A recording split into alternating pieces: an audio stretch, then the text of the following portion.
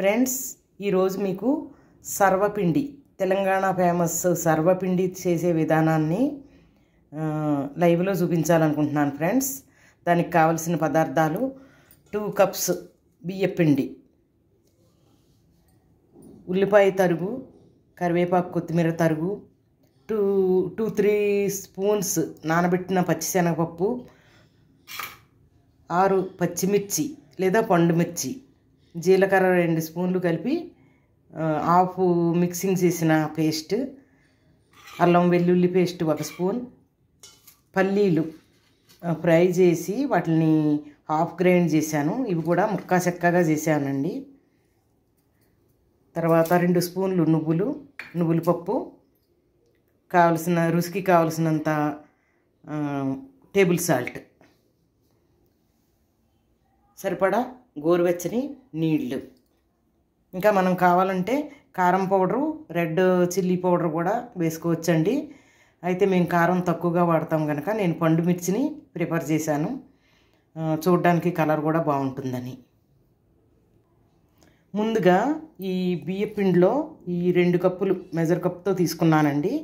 ఈ పిండిలోకి ముందుగా మనం పెట్టుకున్న పదార్థాలు ఏవైతే ఉన్నాయో ఆ పదార్థాలని దీంట్లో ఈ మిక్సింగ్ బౌల్లో వేసుకుంటామన్నమాట. ఈ తీసుకున్న పదార్థాలన్నింటినీ చక్కగా కలుపుకుంటామండి. గట్టి ముద్ద మాదిరిగా కలుపుకోవాలన్నమాట.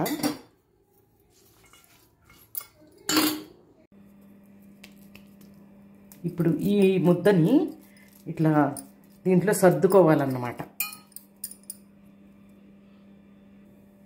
ఈ విధంగా కొంచెం మందపాటి దోశ మాదిరిగా సర్దుకోవాలండి. ఈ బాండీ అంచులకు కూడా ఆయిల్ ఉండాలి. తర్వాత చిన్న చిన్న హోల్స్ లాగా పెట్టాలి. పిండిని ఇట్లా మధ్యలో హోల్స్గా పెట్టుకోవాలి కళాయి మొత్తం. ఈ విధంగా హోల్స్ పెట్టుకున్నప్పుడు ఈ కిందనున్న ఆయిల్ అంతా ఈ హోల్స్ ద్వారా వచ్చి చక్కగా బేక్ అవుతుందన్నమాట.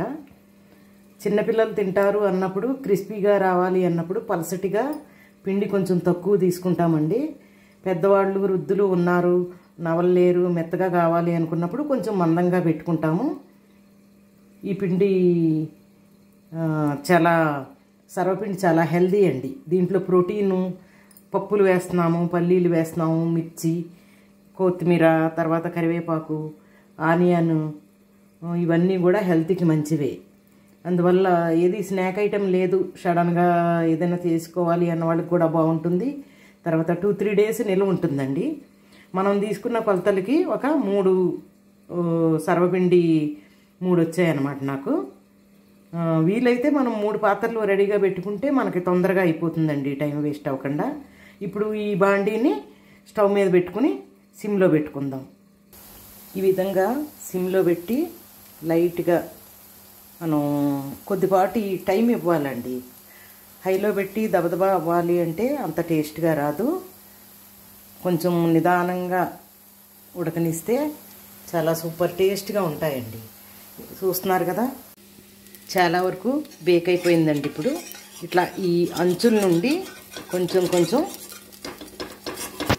లూజ్ చేసుకోవాలన్నమాట.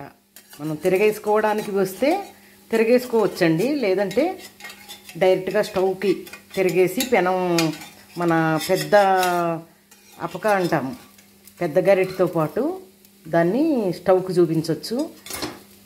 ఇదండి తిరగబడింది, చక్కగా బేక్ అయింది కదండి. ఫ్రెండ్స్, మన సర్వపిండి తయారైపోయిందండి, క్రిస్పీగా. దీంట్లో ఏ చట్నీ ఏమీ అక్కర్లేదండి. ఒకవేళ తప్పదు కావాలి అనేవాళ్ళు ఏదైనా ఊరగాయ కావాలంటే మన ఆవకాయ చట్నీతో కూడా దీన్ని తినొచ్చు అన్నమాట. పిల్లలు అన్నం తినట్లేదు అనే వాళ్ళకి ఇది అన్నం అంత బలాన్ని ఇస్తుందండి. అందువల్ల అన్నం తినలేదన్న పోరు కూడా ఉండదు.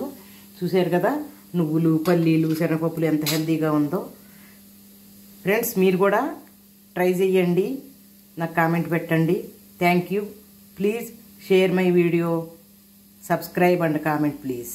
ఎలా వచ్చిందో నాకు కామెంట్ పెట్టండి ఫ్రెండ్స్. Thank you.